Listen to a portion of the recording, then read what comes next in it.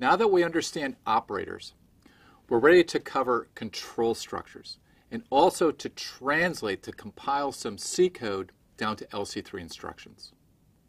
Now, just like with assembly, we have conditional and iterative control structures. With conditional, we determine which code to execute based on the evaluated expression. Now with C, we have if else, and switch. And we're going to cover the first two in this course. You can cover switch in a full course on programming in C. With iterative, we execute the code n times, where n depends on the evaluated expression. Now we're going to cover for. There's also while and do while, which again you can cover in a full course in programming in C. Let's begin with the if conditional, which looks like this. If condition, and we close that in parentheses, then action. So we perform the action if the condition evaluates to true. Here's a flow diagram of an if conditional. And we've seen this before when we did assembly language. First we test the condition. If that evaluates to true, we do the action. If false, then we just skip that step. The condition is a C expression that evaluates to true, non-zero, or false, 0. An action is a C statement that may be simple or compound. If it's compound, then it's enclosed in braces. Now let's look at two example if statements. The first where the action is simple, and the second where it's compound.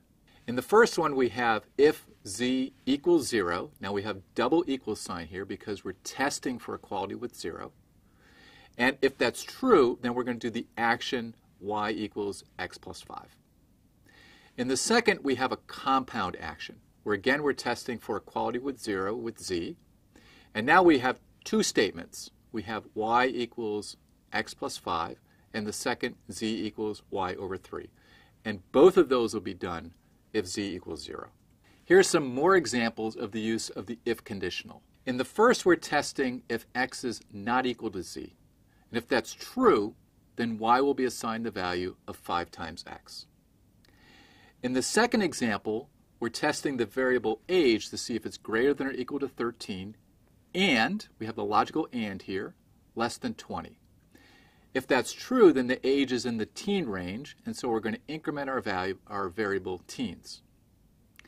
In the last example, again, we have both the logical operators and the relational operators.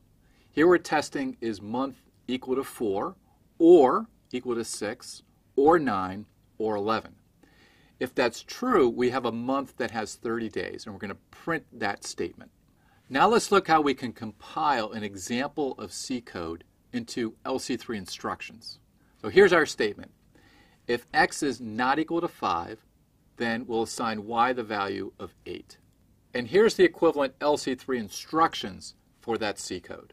Now we're going to assume that R4 points to the variable x, and that right after that in memory, at R4 plus 1, is where we want to store the result for y. The first thing that we do is we use an LDR instruction to load x into register 0. Then we're going to do an add immediate, where we're going to subtract 5 from R0, and that will set the z bit if x equals 5. So we have a BRZ to the label not true. So what we're doing here is if actually x equals 5, we're going to skip the assignment of y.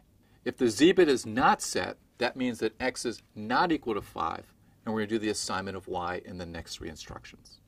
First, we're going to do an AND immediate of R1 with 0, which will force R1 to be the value 0. Then we're going to do an add immediate with 8 to make R1 equals 8. And the last instruction is a store, where we're storing the value of 8 in R1 to the memory location associated with the variable y. So now we see the link between our C program and LC3 code, how we can compile that C into the LC3 instructions that can run on our machine.